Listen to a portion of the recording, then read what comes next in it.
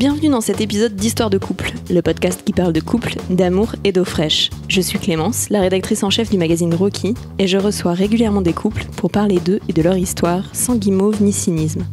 Comment se sont-ils ou elles rencontrés? À quoi ressemble leur quotidien? Et qu'est-ce qui les agace chez l'autre? Vous saurez presque tout à la fin de l'épisode. Aujourd'hui, j'ai le bonheur d'être accueillie chez Élodie et Chris, qui vivent à Lyon avec leurs 2 enfants. Merci à tous les deux pour l'invitation. Avec plaisir. Alors c'est toi, Élodie, qui m'a écrit pour me proposer de participer au podcast en expliquant que tu étais autiste et que vous aviez dû imaginer, je cite, des techniques plutôt créatives pour concilier vos vies sociales, professionnelles et de couple avec ce petit détail. Moi, j'ai tout de suite eu envie d'en savoir plus, mais avant d'en parler plus longuement, j'aurais bien aimé que vous vous présentiez pour les auditeurs et les auditrices qui ne vous connaissent pas encore. Alors, justement, moi je suis Élodie, j'ai 38 ans, on vit à Villeurbanne et je suis consultante dans une grosse entreprise. Et effectivement, il y a quelques années, j'ai été diagnostiquée autiste. Alors, c'est autiste. À l'époque, j'étais diagnostiquée autiste Asperger. Maintenant, on parle plus d'Asperger, c'est l'autisme en tant que spectre de troubles du spectre autistique. Voilà. Donc, c'est une chose qui, quelque part, quand même, me définit beaucoup. C'est un handicap, du coup, avec lequel je vis et qui, effectivement, fait que je dois m'adapter, que Chris doit s'adapter à pas mal de choses. Mais je te laisse te présenter. Bonjour, je suis Chris, je suis adapté. Et adaptable. Adaptable. J'ai 39 ans. Je suis ingénieur dans le développement logiciel. Et voilà, donc je vis avec Élodie depuis maintenant 10 ans, on vient de fêter nos 10 ans.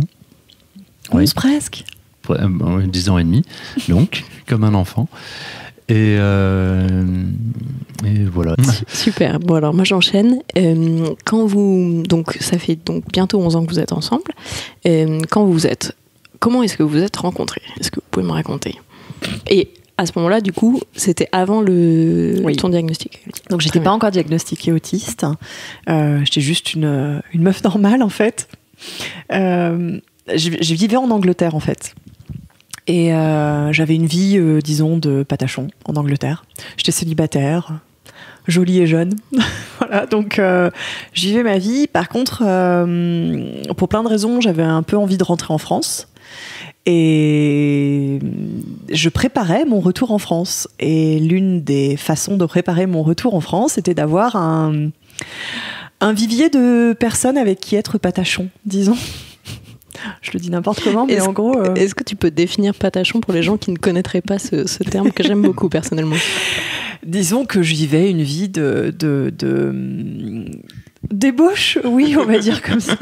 C'est pas une vie de débauche, mais que je profitais de ma vie de femme célibataire. Okay. Tu sortais beaucoup en toute liberté et tu vivais pleinement ce que la vie avait à t'offrir. Exactement, je rencontrais plein de personnes, je sortais beaucoup dans des soirées, c'était génial. Et en fait, effectivement, il fallait que je recrée tout ce réseau social à Lyon. Alors moi, à la base, je suis lyonnaise, donc j'avais quand même plein de copains, et que je retrouvais d'ailleurs, c'était super. Mais il me manquait les copains, donc voilà. Et donc du coup, je me suis inscrite sur un site de rencontre. Je sais même pas s'il existe encore, mais bon, bref, c'était Adopte un mec. Il existe toujours. Ah oui, ah mince, les pauvres. Voilà. Et donc, oui, moi j'étais inscrit aussi là-dessus, parce que moi j'étais en transition, on va dire, entre différentes compagnes. Avec une vie moins active à ce sens-là, mais bon. Oui, bon, quand même. Je me débrouillais. On vivait notre petite vie, on était plus jeunes et tout ça. Et on s'est contacté, Élodie passait en vitesse sur Lyon, genre pendant quelques jours, un truc comme ça. Et voilà. Et en fait, on a réussi à caler. Mais genre, je crois que tu m'avais prévenu peut-être 1 heure avant, un truc comme ça, du genre, tiens, on peut aller boire un coup. Ce qui était un peu mon approche globale, en fait, sur les sites de rencontres. C'était juste que faire du chat pendant des semaines, ça m'intéressait pas. J'étais dit plutôt direct, écoute, on va boire une bière, et voilà, on s'aime bien, c'est cool, on s'aime pas, tant pis, et voilà. Donc, c'est ce qu'on a fait avec Élodie, et il y a eu un petit clash, en fait, de monde, je pense. Oui, en fait, moi, j'étais une consultante londonienne, donc... J'avais une robe de marque, des Louboutins. Voilà, c'était pas tout à fait le style de Chris qui est quand même arrivé comme un dev, donc avec un pantacourt moche, un t-shirt gris et un baies en ville. Ouais. Et je m'étais pété la main aussi, je pouvais pas rouler mes clopes tout seul. Ah oui, donc je lui ai demandé de me rouler mes clopes. Enfin bon, bref, on s'était rencontrés dans un pub, on a beaucoup parlé de l'Angleterre puisque j'ai des liens avec la Grande-Bretagne assez forts. On s'est quand même dit qu'on avait plein de points en commun. On avait plein de points en commun, mais concrètement, au premier regard, elle a fait « Qu'est-ce que c'est que ce clochard ?» et moi j'ai fait « Qu'est-ce que c'est que cette fille qui sort d'une bijouterie ?»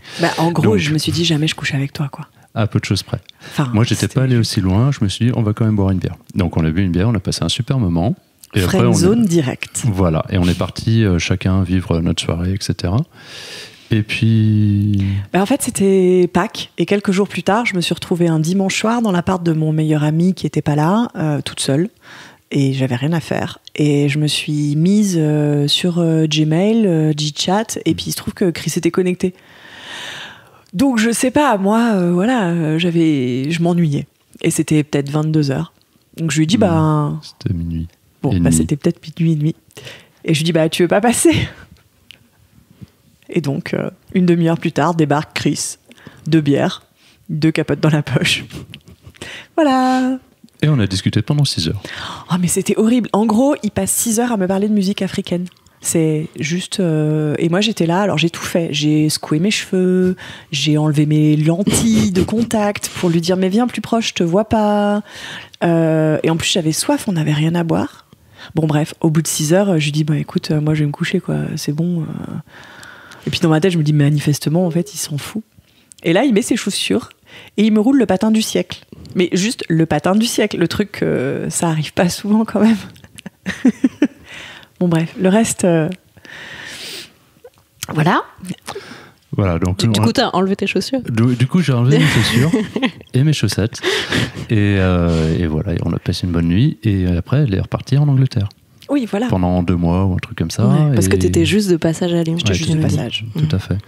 Et après, elle est rentrée, elle m'a recontacté. Oui, entre-temps, bref, voilà. T'avais quand même une copine. Oui, quand elle est rentrée, je débutais une toute petite relationnette. Et puis voilà, donc on s'est revus pour boire des coups, donc on s'est rapprochés comme ça. En fait, il se trouve quand même que nos amis, hyper rapidement, ont adoré Chris, enfin mes amis du coup, mais ont adoré Chris, et tout le monde me disait celui-là, faut pas que tu le laisses filer. Et moi j'étais là, mais parce que tu leur as présenté rapidement du coup En fait, on allait boire des coups ensemble, donc un peu tous. Il n'y avait pas vraiment de séparation plus que ça. Donc bref, quand t'as 20 et quelques années, tu sors toujours en meute, et du coup, Chris, hyper rapidement, je l'avais présenté à tout le monde, en fait. Enfin, voilà. Mais aussi parce que t'étais un mec sympa. Ouais, à la base, je suis sympa. Voilà. Et donc, quand même, un jour, j'avais invité tout le monde à manger ma spécialité de l'époque, pâte au ketchup. Et Chris arrive 5 minutes avant tout le monde. Et là, je me souviens très bien, j'étais d'un côté du bar et toi de l'autre, et il me dit, je lui dis, qu'est-ce que t'as fait ce week-end ? Et il me dit, j'ai largué ma copine. Et là, tout le monde débarque. S'ensuit 2 heures de torture. Non, mais quand même un peu, quoi. Parce que toi, tu savais que t'avais envie de démarrer une histoire avec lui ? Moi, je voulais juste que tout le monde se barre et qu'on continue ce qu'on avait commencé, quoi. Voilà. Ce que tu as fait très discrètement, tu leur as très discrètement dit d'aller tous se barrer à un moment quand j'étais parti aux toilettes ou un truc comme ça. Et je t'ai entendu dire « Barrez-vous !» Pourquoi être subtil ? Voilà. Avec les vrais amis, on peut tout leur dire. Même Exactement. Là, vraiment, vous êtes en trop. C'est ça l'intérêt des vrais amis. Voilà. Et du coup, voilà, ça a commencé et j'ai jamais quitté chez toi. Oui, en gros, je pense qu'on a eu cette soirée-là. Le lendemain matin, tu t'es posé sur le fauteuil. Mm-hmm. Et moi sur le fauteuil d'à côté, et en fait on a commencé à vivre ensemble. Je sais pas ce qui s'est passé. Ouais, ça s'est passé de manière très, très organique, très naturelle en fait. Dès le début, en fait, on sent. De toute façon, malgré le premier regard qui a été drôle, on a très vite senti une forte connivence, quelque chose qui semblait naturel et fluide en fait, l'un avec l'autre.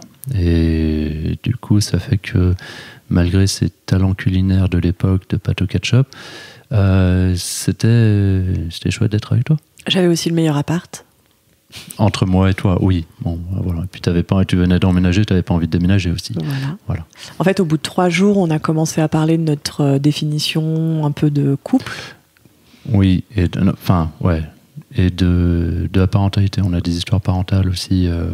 Oui, nos 2 parents, en fait, moi, mes parents ont divorcé et les parents de Chris ont divorcé. Donc, on disait un peu, en substance, au bout de 3 jours, que si un jour on faisait des enfants, il y avait une différence entre le couple amoureux et le couple parental. Et que par contre, du coup, le couple parental durerait toute la vie. Vous avez eu très vite cette discussion-là, parce que... Alors, c'est pas moi qui l'ai amené. C'est rare, les relations. Au bout de quelques jours, on se dit, voilà les règles qui vont peut-être définir le futur. En fait, ça définissait... Enfin, en tout cas, pour moi... C'était votre vision, plutôt. En fait, plus qu'une vision projet, c'était plus une définition de valeur. C'est-à-dire que... la notion des couples qui se déchirent avec les enfants qui sont tiraillés au milieu, etc., clairement c'est quelque chose dont je ne voulais pas et c'est quelque chose qui m'a très influencé. Et c'est quelque chose que j'ai retrouvé avec Elodie là-dessus, où on ne voulait pas, ni l'un ni l'autre, reproduire ce schéma-là. Et je sais pas, c'est comme certains qui ont des valeurs de bio, d'éthique, de trucs comme ça, et avoir ce respect-là envers les enfants, envers sa progéniture, c'était quelque chose qui nous rapprochait. En plus du bio, de l'éthique et tout ça. Mais ça faisait partie des valeurs. Et c'est vrai que normalement, c'est plutôt une discussion qu'on a au bout de peut-être 10 jours, et pas 3. Non, mais bon. Mais peut-être à tort, justement, parce que c'est vrai que les valeurs dans un couple, c'est... Oui, mais après, on n'a pas priori. listé non plus toutes les valeurs et tout ça. Il y avait celui-là qui était assez angulaire. Oui, en fait, dans ma tête. Moi, je savais pas que j'étais autiste, mais quand même, ce que je faisais avec Chris, c'était un alignement de valeurs. Et en fait, c'était juste que dans ma tête, je vérifiais point par point qui pouvait correspondre à une idée que je me faisais de ce dont j'avais besoin pour que ça se passe bien, en fait. Et c'était quoi ? C'était de me sentir en sécurité. Pour me sentir en sécurité, j'avais besoin de quelqu'un qui pouvait rentrer en empathie avec moi. Et Chris, c'est quelque chose qui fait très très bien et que on a senti dès le début. Que ça soit sur le plan, à l'époque, purement sexuel, mais que ça commençait aussi sur le plan plus intime, psychologique. Chris avait vraiment une capacité à me faire expliquer, à me faire dire des choses qui permettait concrètement de pouvoir être intime avec lui, de rentrer. Il rentrait du travail à l'appartement et j'acceptais sa présence. Donc, c'est juste qu'on était, du coup... alors, on rentrait dans notre danse, en fait, de synchronisation. Et je pense que c'est un élément qui est important. Hyper rapidement, on s'est synchronisés, tous les deux, sur des valeurs, sur une façon de fonctionner. Et ça continue aujourd'hui. Tout à fait. Et justement, sur ce mode de fonctionnement-là, est-ce que vivre ensemble, tout de suite, ça a été fluide ? Est-ce que vous avez eu besoin d'ajustements sur certains points ? Qu'est-ce qui a été facile ? Qu'est-ce qui a été plus compliqué dans la vie à deux ? Au début, c'était méga facile. Au début, c'était vraiment super facile. C'est là aussi où on voit vraiment l'écart après, quand on a eu des enfants et tout ça, où les enfants, globalement, ça vient et ça met un énorme coup de pied de partout, pour le mieux. Hein. Mais voilà, à l'époque, c'était, tellement simple. Il faut voir que Elodie a toujours eu besoin, en fait, de moments à elle, en fait, un peu pour se ressourcer. Pour être dans ma bulle. Pour être dans sa bulle. Et moi, comme plein d'autres gens... neurotypiques et autres, évidemment, aussi, de temps en temps, j'ai besoin d'être un peu tranquille, voilà, pépère. Et du coup, il y avait plein de moments où on pouvait être simplement, on savait qu'on se laissait tranquille, on respectait l'espace de chacun, on s'embêtait pas. Si on voulait être un peu connecté, on pouvait se reconnecter très facilement, et ça allait de manière très très fluide, en fait. Après, il y a tous les petits détails du quotidien, de la logistique, des tâches ménagères, qui est une question qui revient souvent chez les couples. Chez nous, ça n'a jamais été vraiment un problème non plus. Ça a été assez fluide là-dessus.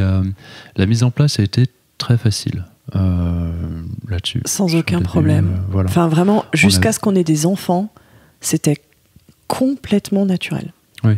On s'est jamais trop posé de questions, tu vois, tu mentionnes les tâches ménagères, on s'est jamais trop posé de questions. Ça a toujours été 50-50. Non mais rigole pas, en fait le truc c'est que depuis qu'on a les enfants, oui effectivement tout le monde en fait plus. Mais c'était 50-50. Ok, peut-être dans un peu plus. Je parce que Chris a un petit sourire depuis tout à l'heure, il ne dit rien, et il laisse Elodie élaborer sur cette idée. Donc c'est peut-être un petit peu déséquilibré. C'est quoi ton point de vue, Chris ? Tout dépend de ce qu'on inclut dans tâche ménagère. Parce qu'après, maintenant, les gens sont plus familiers avec la notion de charge mentale, chose qui n'était pas le cas à l'époque. Voilà. Donc Elodie prenait 95% de charge mentale et moi 95% de charge pas mentale. Elodie, tu faisais la planification et Chris plus l'exécution. Exactement. C'est quelque chose qu'on retrouve assez souvent en fait. Elodie, je ne veux pas paraître à ta place, mais sur la projection, sur la planification, sur tout ce qui va être aller de l'avant, la structure qui va aller de l'avant, Elodie va avoir clairement beaucoup plus de compétences et de besoins que moi là-dessus. Et moi, dans l'immédiat, je bouge mes mains, je fais mes trucs, tout ça, machin, etc. Je vais être plus dans l'action immédiate. Oui, mais aussi parce que parfois, j'ai pas les ressources d'exécuter, pour exécuter. Après, on va taper sur les fonctions exécutives, on en parlera peut-être après. C'est l'autisme. En fait, moi, parfois, j'arrive notamment le soir et je suis trop fatiguée. Par contre, j'ai planifié tout. Et donc, que Chris puisse prendre le truc et le faire, c'est hyper pratique. Et du coup, ça permet vraiment d'avoir un partage des tâches qui, on a beau le dire, 50-50. C'est vrai que tu fais toute l'exécution et je fais toute la planification, mais au final... En fait, la manière dont on le présente un peu pour rigoler, c'est... Elodie fait tout ce qui peut se faire du canapé, et moi, je fais l'essentiel des trucs qui peuvent se faire debout. Ou qui doivent se faire debout. C'est ça. Et ça vous convient ? Parce que, ça marche. En fait, souvent sur les tâches ménagères et la charge mentale, c'est un peu ça la question derrière. C'est est-ce qu'il y a une des personnes ou les deux qui souffrent de la situation actuelle ou qui en a souffert un moment ? Je pense que pour chacun, surtout depuis qu'on a les enfants, où en gros la volumétrie de charge et le temps disponible, c'est juste n'importe quoi. Ça va s'arranger. Ouais. C'est parce qu'ils sont petits. Oui, c'est ce qui part à la retraite quand ils auront 40 ans. Non, mais du coup, c'est surtout c'est là où on est le plus compétent chacun. C'est-à-dire que Elodie, elle fait des choses aussi physiquement en dehors du canapé, mais ça va être du qualitatif, de l'exceptionnel. S'il faut faire un super repas, c'est Elodie qui va le faire. Oui, parce que je me suis améliorée du coup en cuisine. Oui, voilà. Maintenant, c'est des pâtes avec du ketchup et du fromage. On rigole pas. Non, je rigole. Mais du coup, moi, je vais gérer le quotidien, les choses comme ça. Elodie va pouvoir faire plus de l'exceptionnel. Mais parce que tu l'auras aussi planifié, tu auras envie, il y aura quelque chose qui va déjà être projeté. N'empêche qu'il ne faut pas demander à Chris de planifier des vacances ou... Exactement. On a en fait chacun nos pôles de compétences. Et du coup, on est compétent dans ce qu'on fait, chacun sa place. Mais je pense qu'on est l'un des rares couples où c'est réellement 50-50. Réellement. Je pense qu'il y a pas mal en tout cas autour de la charge mentale, quand il y a eu un peu la grosse discussion autour suite à la BD d'Emma, il y avait pas mal de couples où en fait ils se sont rendus compte qu'ils étaient à 50-50 sur l'exécution, mais que par contre sur la charge mentale c'était déséquilibré et plutôt au détriment des femmes. Mais donc c'est intéressant de voir ce modèle de fonctionnement là. Après ça s'est pas fait comme ça, parce que en fait ce qui s'est passé, c'est que quand la BD d'Emma est sortie, moi j'ai pris une feuille et j'ai écrit tout ce que je faisais. Et à côté, j'ai écrit tout ce que Chris faisait. Et effectivement, il y avait 3 feuilles de planification, de charge mentale et une feuille d'exécution. Mais parce que c'est plein de petits détails. Je parle souvent de la pointure des chaussures des enfants. Quand est-ce qu'il faut changer ? Quand est-ce qu'il faut acheter un imperméable ? C'est des trucs comme ça. Et en faisant ce constat, on a vu que, oui, en exécution, tu étais très visiblement engagé, mais que quand même, j'avais une charge importante. Et du coup, il a fallu même rééquilibrer. Par exemple, Chris a pris le ministère du linge. Voilà, c'est des trucs comme ça, où tu as même repris des trucs en plus, parce que c'était toujours déséquilibré. Donc là, aujourd'hui, on est vraiment 50-50, parce qu'effectivement, tu gères aussi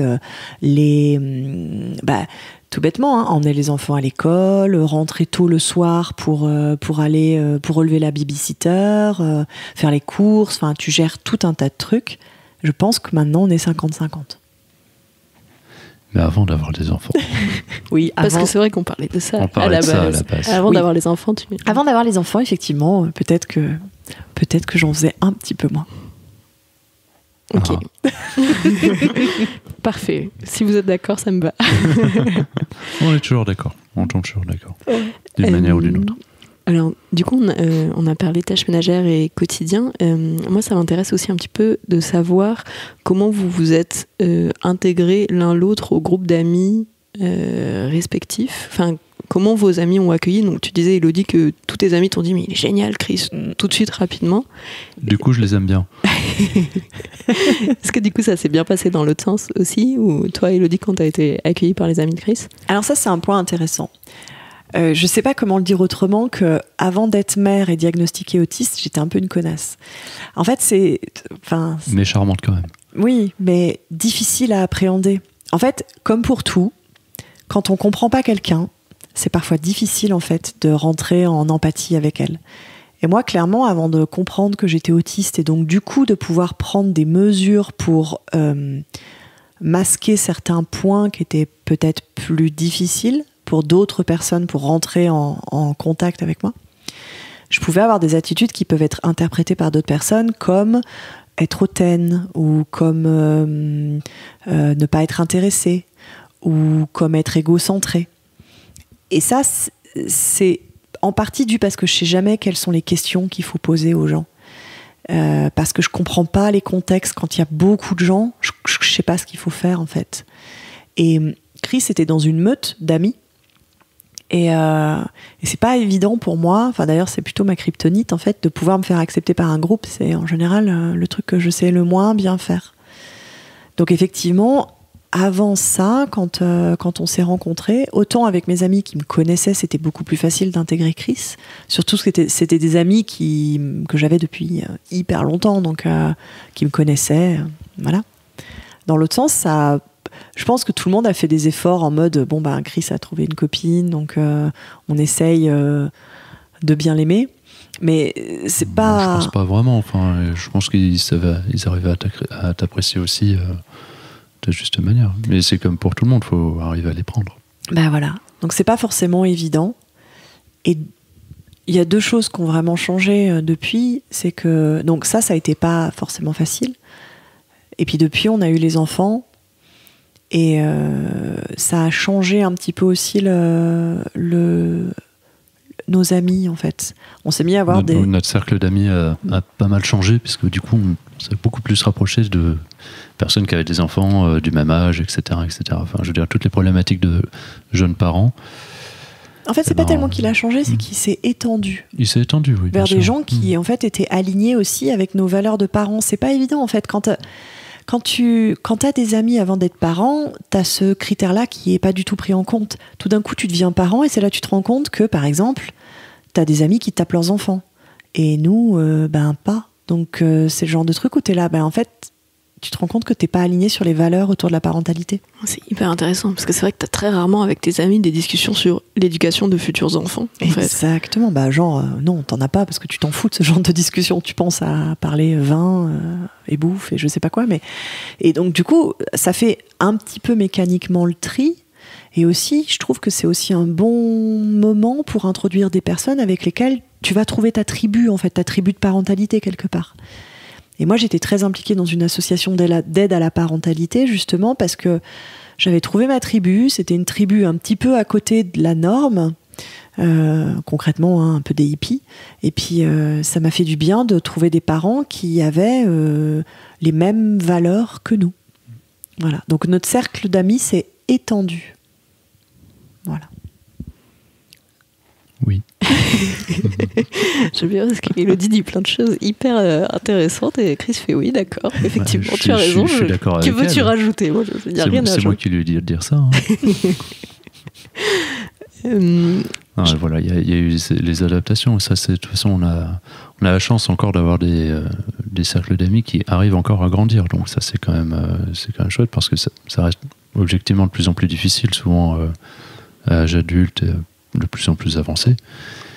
Et c'est vrai que la parentalité amène beaucoup et filtre certains côtés, puisque ou en tout cas, d'une part, le temps disponible, et les ressources disponibles aussi. Et puis avec qui tu vas partir en vacances. Et avec qui on va partir en vacances. Eh oui. Partir en vacances avec des parents, avec des non-parents, tout ça, ce genre de problématique. Les horaires de sortie aussi. Ouais. Voilà, tout à fait. J'ai quelques amis dans mon cercle d'amis qui sont devenus parents récemment et du coup on les voit plutôt à l'heure du goûter. Et c'est vrai que c'est un changement de paradigme nous, dans nos amitiés. En fait, nous, on a eu mon meilleur ami et sa copine qui ont fait le plus beau cadeau, je trouve, qu'on puisse faire à des nouveaux parents. Ils n'avaient pas encore d'enfants. Et ce qu'ils ont fait, c'est que quand notre premier enfant est né, ils sont venus une fois par semaine nous faire à manger à la maison. Ils arrivaient avec toute la bouffe et ils partaient. Bon, après, il y avait la vaisselle à faire. Oui, alors ça, c'est moi qui m'en occupais. Voilà. Donc je crois qu'ils avaient compris le deal. C'était trop pas bien. Mal. En fait, ça nous a permis de parler à des gens qui n'étaient pas parents, à des gens normaux, entre guillemets.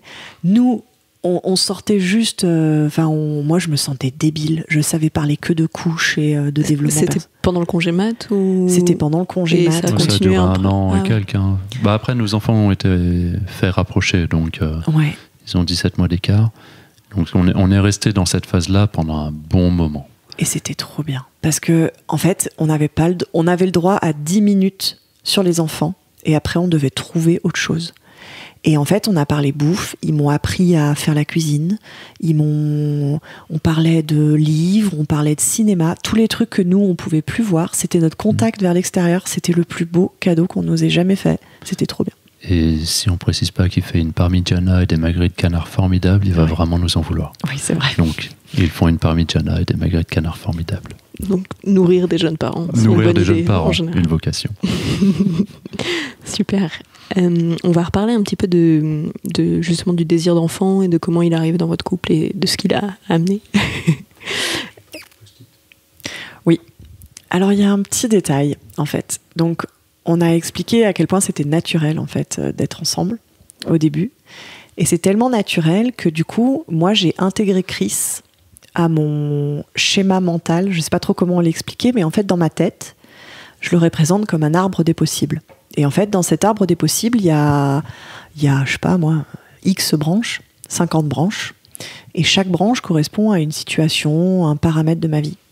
Et en fait, Chris, tout de suite, il a créé une branche. Alors, je voulais pas trop, j'avais pas prévu qu'il crée de branche, mais en fait, il a créé cette branche. Tu voulais faire un tour du monde toute seule. Mais oui, exactement. J'ai tout foutu en l'air. Ben, c'est pas que t'as tout foutu en l'air, c'est que tout d'un coup, la branche s'est créée. Et donc, moi, dans cette branche-là, quand une branche se crée, je la fais grandir jusqu'au maximum de ce que je peux prévoir. Donc, ça peut être parfois très, très, très avancé. Et en fait, ce qui s'est passé, c'est qu'au bout de 1 mois, moi, je me suis fait un post-it avec une timeline. Donc en fait, il y avait 5 ans. Donc 2000, je sais plus combien c'était. Enfin bon, bref, il y avait 5 ans de dessinée. Et j'avais mis tous les 3 mois des événements. Donc j'avais mis, je sais pas, quand est-ce qu'on allait se fiancer, quand est-ce qu'on allait se marier, quand est-ce qu'on allait avoir notre premier enfant, quand est-ce que j'allais avoir ma promotion au travail. Enfin bon, voilà. Donc j'avais planifié les 5 prochaines années. De la branche Chris, du coup de ta vie. Voilà. Et donc ça, c'est un post-it qu'elle a gentiment laissé sur la table de la cuisine. Je sais pas si elle l'a fait exprès ou pas. Donc moi, ça faisait 1 mois qu'on était ensemble. Je me lève, je prends un café, je vais au taf, je vois le post-it. Et ma réaction, ça a été ok. Et après, je suis parti au travail, j'ai complètement oublié. Ça t'a pas fait flipper? J'ai juste vu quelque chose qui était genre... après, c'était des annotations pour elle, donc c'était pas, il n'y avait pas un diagramme avec des gros cœurs ou des trucs comme ça, un schéma de naissance ou quoi que ce soit. Donc il y avait une zone de, je pouvais objectivement l'interpréter différemment, ou en me disant c'est un gribouillis.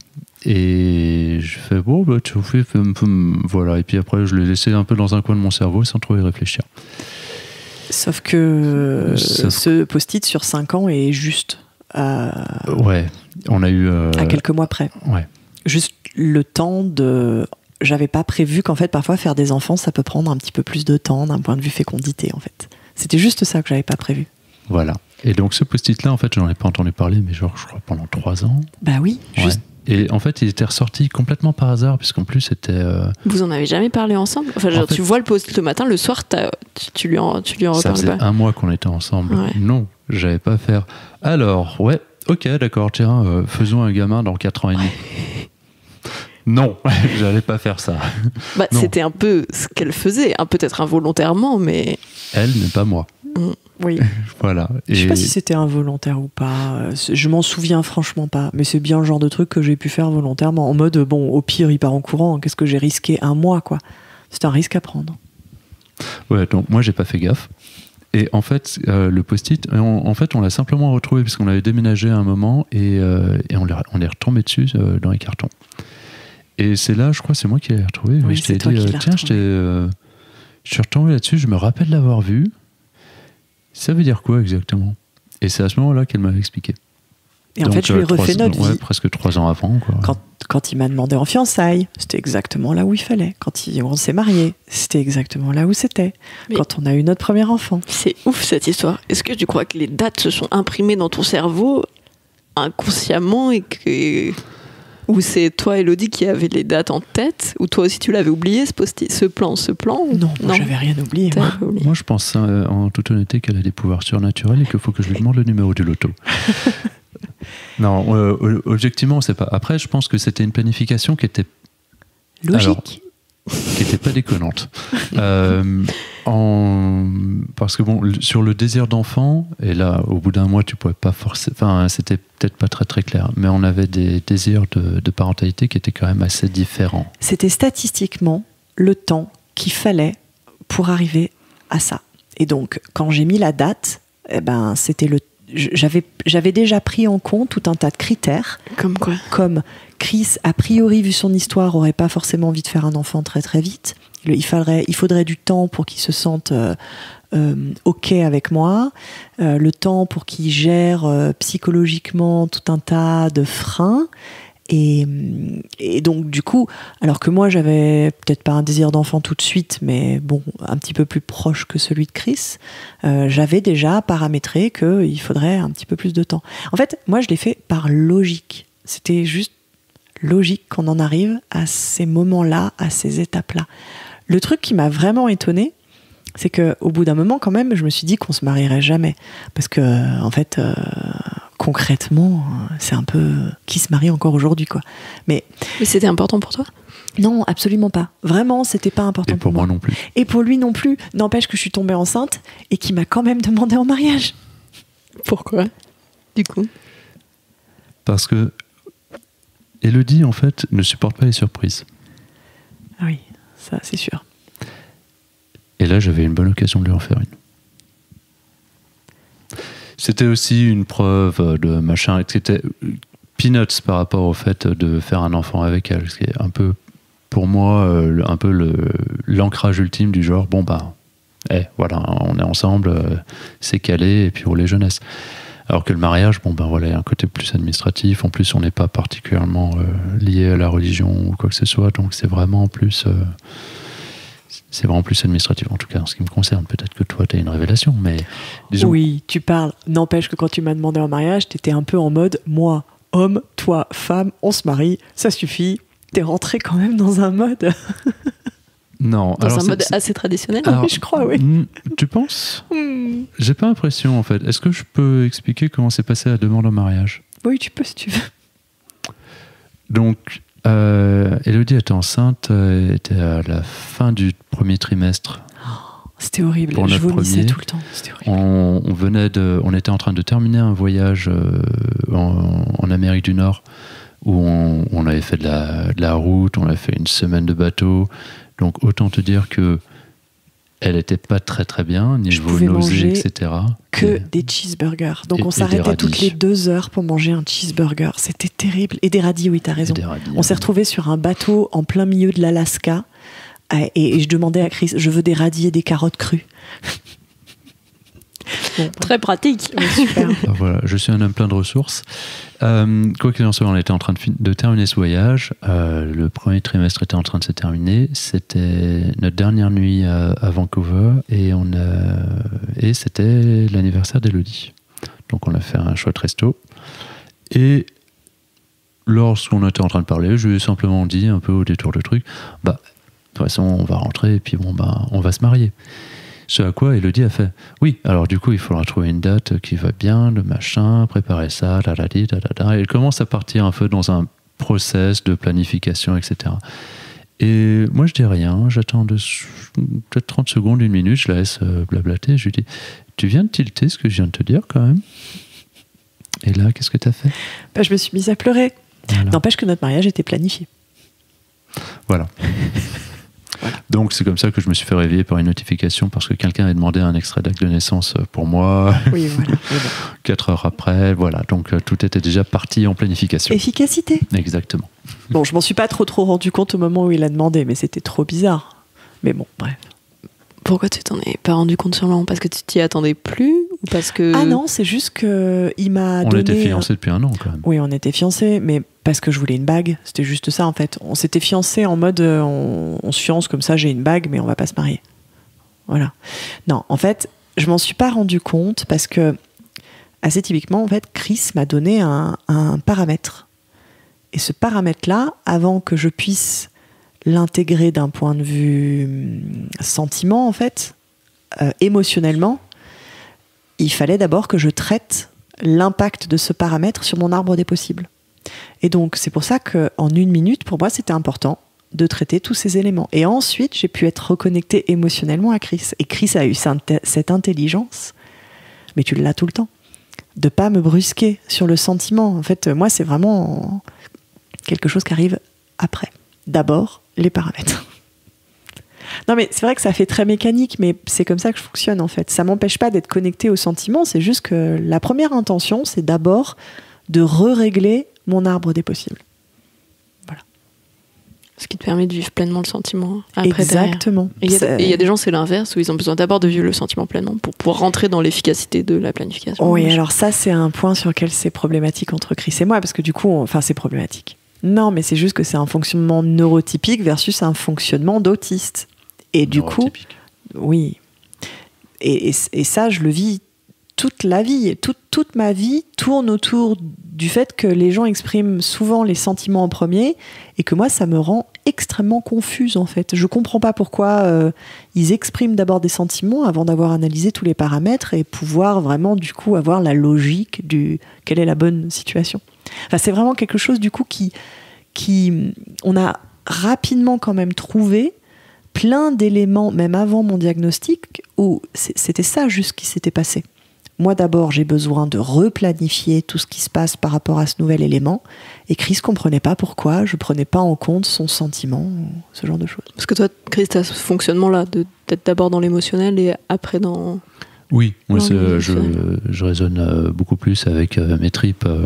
Donc, j'ai capacité analytique et tout ça, mais j'ai la première réaction, elle est plus émotionnelle, même si elle n'est pas forcément identifiée clairement, il y a un sentiment, il y a quelque chose qui se passe, il y a mon corps qui va réagir, et voilà, il se tambouille quelque chose. Du coup, après, on va pouvoir analyser. Donc ça, c'est quelque chose... Comment vous avez fait un pas, du coup, l'un vers l'autre ? Parce que, en fait, en vous écoutant, j'ai le sentiment que ça c'est susceptible de créer plein de disputes potentielles. Parce que Exactement. Le côté, mais du coup, tu prends pas du tout en compte ce que je ressens là, à cet instant-là, tu me parles de trucs alors que moi je suis dans l'émotionnel. Et ouais. C'est ce qu'on appelle le samedi matin chez nous. Voilà. Donc en fait, ça fait quand même des années que ça dure et on n'a toujours pas la réponse. Mais tous les samedis matins, on s'engueule quasiment. En fait, le samedi matin. Souvent, à la fin de la semaine, moi, Alors, c'est le samedi matin depuis qu'on a les enfants. Oui, c'est vrai qu'avant, c'était pas pareil. Mais en gros, globalement... C'est l'absence de grâce matin, en fait. Franchement, il y a ça aussi, et puis c'est aussi, en fait, c'est qu'on doit être opérationnel. Avant, sans enfants, voilà, encore une fois, t'as envie de te lever, tu te lèves pas, hop, je te fais un petit déj, tu prends ton temps, on est tranquille, on fait ce qu'on veut de la journée, on est libre, repos, glandouille, etc., ouais. Activité, on choisit. Avec les enfants, et la vie avec eux est incroyablement formidable, hein, qu'on soit bien clair, c'est juste, on n'a pas ce choix-là, on n'a pas cette liberté-là. On doit, on prend soin d'eux, on s'occupe d'eux, on interagit avec eux, et eux, ils ont un cycle ATP qui font qu'ils ont toujours de l'énergie. Donc en fait, le samedi matin, à 7h15, quoi qu'il se passe, on doit être opérationnel. Et moi, c'est difficile parce que je viens de passer une semaine à bosser 60 heures et que du coup, je suis défoncée. Et j'ai besoin de dormir. Et classiquement, le samedi matin, si on n'a rien de planifié. Moi, je suis obligée, en fait, de me mettre un peu dans ma bulle pour recharger mes batteries. Et c'est le moment où, en fait, on se retrouve dans une situation où Chris a envie d'être sympa avec moi et de me laisser dormir. Moi, pour me ressourcer, j'ai besoin des enfants et de Chris, mais pas trop fort non plus. Et si c'est pas structuré, je suis pas capable de m'insérer dans dans une rivière d'action ou dans un plan. Et ça devient très compliqué parce que je suis pas en sécurité. Et du coup, ça accentue ma fatigue. Et ça accentue mon besoin de cadrer. Et donc là... Juste peut-être pour expliquer, par exemple, on peut pas simplement dire tiens, on va aller faire un tour en ville ou un truc comme ça, etc. Il faut se dire bon, ok, alors on va prendre les vélos, on va s'habiller ça, la météo c'est ça, machin, etc. On va aller là, et puis ensuite on va aller là. Et une fois sur place, on pourra avoir un peu de flexibilité, mais il faut avoir une planification en fait. Parlons des samedis matins où je suis fatiguée et où du coup je décrète que les enfants ont les cheveux longs. Et que du coup, il faut aller chez le coiffeur. Le problème, c'est qu'il y a plein de parents pour lesquels c'est pas grave, on s'en fout, les enfants vont rester avec les cheveux longs. Sauf que moi, je viens d'avoir dans ma branche des possibles le paramètre les enfants ont les cheveux trop longs. J'ai analysé qu'en fait, on n'aura pas le temps de les couper à un autre moment. Et du coup, ça devient, je sais que c'est pas hyper logique, mais ma top priorité. Le problème, c'est qu'un samedi matin, pour aller faire couper les cheveux des enfants, souvent les coiffeurs sont pleins. Faire couper les cheveux de 2 enfants de moins de 4 ans, c'est compliqué. Et surtout, il me faut un plan. Il faut trouver le coiffeur, trouver comment on va y aller, qu'est-ce qu'on va faire après, parce qu'on va pas juste aller chez le coiffeur, et mettre en branle tout le truc. Et donc c'est compliqué. Ça nous est arrivé plusieurs fois, cette anecdote du coiffeur. En plus, c'est arrivé plusieurs fois, c'est ça le pire. Donc, de vous disputer là-dessus, du coup ? Oui. Bon, parce que toi, Chris, tu dis non, on ne va pas le faire. En fait, c'est que là, typiquement, c'est des situations où je veux me dire, là, ça va être un peu compliqué de les emmener chez le coiffeur. Juste pour préciser, les enfants n'aiment pas le coiffeur. Oui, mais vraiment pas. Donc, on sait que globalement, on va passer 40-45 minutes à avoir des gamins qui vont être soit pas contents, au mieux, soit pas contents et qui hurlent, au pire. Soit pas content, qui hurle et qui gigote dans tous les sens, au pire du pire. Mais du coup, on a quand même ce truc-là où on se dit ouais, j'ai pas envie d'y aller. Et ça devient. Et moi, que les gosses ils aient les cheveux un peu longs ou un peu plus longs ou vraiment, vraiment très longs, ça me pose vraiment aucun problème. Oui, mais donc, on l'a fait plusieurs fois en mode freestyle, voilà. Et maintenant, on anticipe. On va toujours chez le même coiffeur et on y va en vélo, on a les iPads et après, on va manger un burger au resto et les enfants sont ravis. Donc le problème du coiffeur est réglé. Sauf qu'on a mis... Parce qu'il y a une méthode. Parce qu'il y a une méthode. Parce que tu as mis une méthode là-dessus. Mais c'est typique du samedi matin, ça peut être n'importe quel sujet. Par exemple, là, ça pourrait être les courses. Le samedi matin, on va réaliser qu'il me manque des olives. Sauf que j'ai absolument besoin d'olives. Me demandez pas pourquoi. Enfin, si. Bon.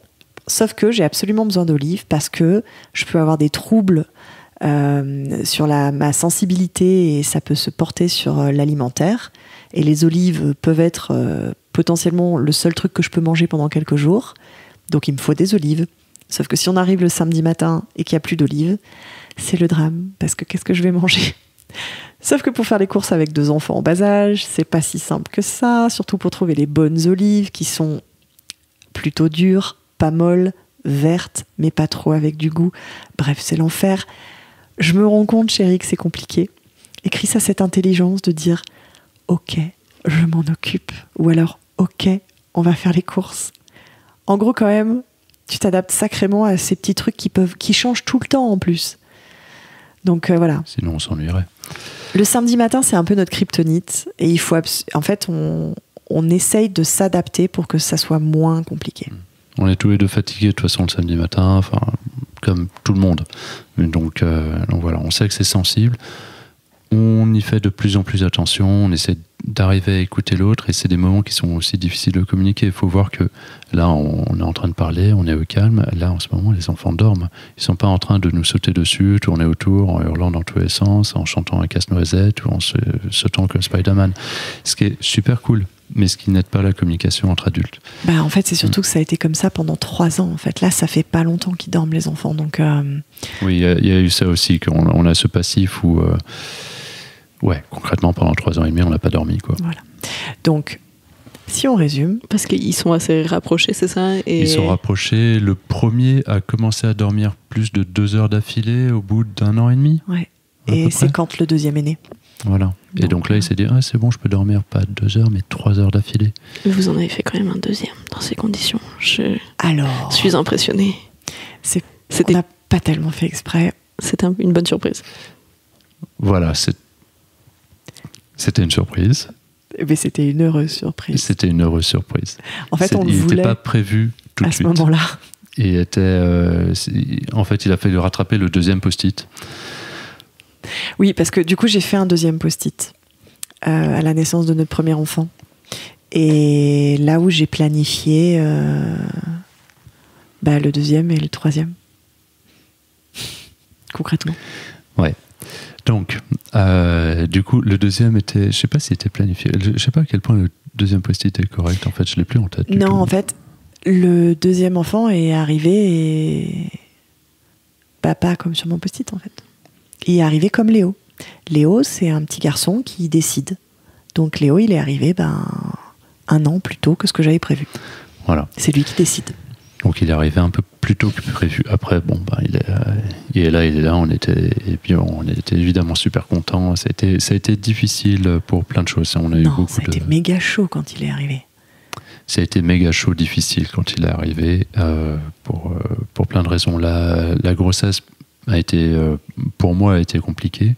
En fait, j'étais pas prêt. J'étais pas prêt à avoir un deuxième. Pas à ce moment-là. Et je mets du temps à me mettre en route pour les décisions, tout ça. Elodie, en fait, ça a ce fonctionnement de rapidité. Ah oui, moi, prendre des décisions, c'est pas un problème. Voilà, elle définit ses arbres, elle prend les décisions, c'est bon, c'est ça c'est le meilleur chemin, hop, rouler jeunesse, pouf là. Moi, c'est un peu plus organique, il y a quelque chose qui se passe, machin, et puis au bout de 10 ans, j'ai pris une décision. Mais, après, je reviens pas dessus. Donc, voilà, moi, ça me prend un peu plus de temps, et donc moi, j'étais pas vraiment prêt pour avoir un deuxième, surtout que Elodie est tombée enceinte, notre premier avait 9 mois. 7 et demi exactement, en fait. Avait 7 mois et demi. Et donc dormait absolument que dalle. Donc du coup, si j'ai été motivé, ça motivait pas des masses en fait, globalement. Donc ça a été compliqué. La grossesse a été quand même aussi physiquement compliquée pour Elodie. Pendant 5 mois, j'ai vomi 12 fois par jour. Voilà. Tout ça donc avec la gestion du premier qui ne dormait pas, qu'elle allaitait. Et vous êtes toujours vivants. Et on est toujours et vivants. Vous êtes toujours ensemble. Oui, on va en parler. Comment ça s'est passé cette période? Non, c'était compliqué. Entre vous, je veux dire en tant que couple. Léo et... le couple, je crois que globalement, le couple, on l'a complètement laissé de côté pendant tout ce temps-là, en fait, de toute manière. En fait. On gérait une famille, on était des parents. On n'était pas un couple. C'était pas possible en fait d'être un couple. Moi, si je vomissais pas, j'allaitais mon premier. Chris faisait toutes les courses et tout pour nous faire survivre. Concrètement, c'était quand même ça. Et puis après, j'ai eu des contractions hyper rapidement, donc je l'appelais. Elodie, elle accouche en 45 minutes, donc. Oui, donc c'était un peu inquiétant et voilà. Donc du coup. Tu as raison, on était des parents et on n'était pas du tout un couple, on l'a complètement mis de côté. Tout en se disant quand même de temps en temps que c'était de côté et que... Oui, ponctuellement on se faisait un petit point du genre, je t'aime, voilà, hop, on est fort, on va traverser. On savait quelque part que c'était une phase de transition, on savait que quelque part il y avait de la lumière au bout du très très très très très long tunnel. En plus, il y avait un point qui était un peu compliqué, c'est que par rapport à l'autisme, moi, enceinte, ça me propulse dans une espèce de bulle complète, où j'ai tellement de sollicitations physiques que mon cerveau a un peu du mal à faire le reste, et je deviens un peu... je sais pas comment dire, dans ma bulle. Ouais, complètement dans ta bulle. Ouais. Non, et puis t'étais bien en plus. Oui, moi j'étais bien. Forcément, oui. Mais c'est quand même une forme en autisme, on appelle ça un peu un shutdown, c'est-à-dire que j'étais un peu éteinte, un petit peu. Par rapport au monde extérieur. Oui, voilà. Trop de sollicitations extérieures et surtout trop de sollicitations internes à mon corps. Tu vas sentir par exemple le bébé bouger ou ouais, c'est un peu bizarre quand même. Après, du coup, j'avais plus de place pour Chris ou même pour les autres. Alors, c'est un avantage, c'est que du coup, je suis beaucoup plus sympa, toute gentille. C'est vrai. Elle était toute douce dans sa bulle et dans son monde, en fait. Voilà. Donc, c'était... en fait, on a chacun vécu ça de manière très, très différente et déconnectée. Et ça vous a pas fait peur, ça, justement, cette déconnexion de ne pas réussir à se reconnecter ensuite de partir chacun sur un chemin et que les chemins s'éloignent trop? Je sais pas, moi j'ai jamais eu peur. Mais non, je pense pas qu'on ait eu peur de s'éloigner sur des chemins loin. En fait, je pense que quelque part, il y a toujours moyen de se... En fait, on est tous les deux très résilients. Voilà, il y a une épreuve, ok, on endosse, on porte ça sur nos épaules, on avance, et puis on a un historique, un passé, une connivence qui fait que je pense que quelque part au fond de nous, on sait qu'on est fort ensemble et que ça marche et qu'on allait se retrouver d'une manière ou d'une autre. Et que c'était une période transitoire, tout ça, et voilà. Et qu'au pire, on verrait quand on sortira, etc. Justement, du coup, au moment où on a eu envie de se retrouver, il a fallu qu'on passe par une psy concrètement. On était quand même sacrément éloignés. Oui, mais... Chris vient de se servir un verre de vin. Je ne suis pas sûre que ça s'entende sur la bande, mais ça a fait rire Élodie. D'accord. Maintenant, comme ça, je peux pas être discret. Tout le monde le sait. Tout le monde le sait. Oui, mais... Donc en fait, ce qui s'est passé, c'est qu'on Je précise qu'il est 21h30, qu'on est dans le salon. J'ai le droit, j'ai une grosse journée. Donc en fait, ce qui s'est passé, c'est que quand même, quand notre deuxième a eu 6 mois... que ça faisait quand même du coup presque 1 an et demi que c'était difficile, qu'on était vraiment des parents, pas vraiment un couple. Il a fallu passer par une psychologue pour nous retrouver. Alors déjà, on a réglé... on a eu plusieurs étapes. On y était allé à la base pour le sommeil. Voilà. Déjà, numéro 1, fallait régler le sommeil des enfants. Parce que... On avait vu une thérapeute familiale, donc on était parti sur le sommeil des enfants. Oui, mais c'était paramètre numéro 1 à régler. Voilà. Alors, je fais juste une petite pause parce que c'est une super idée.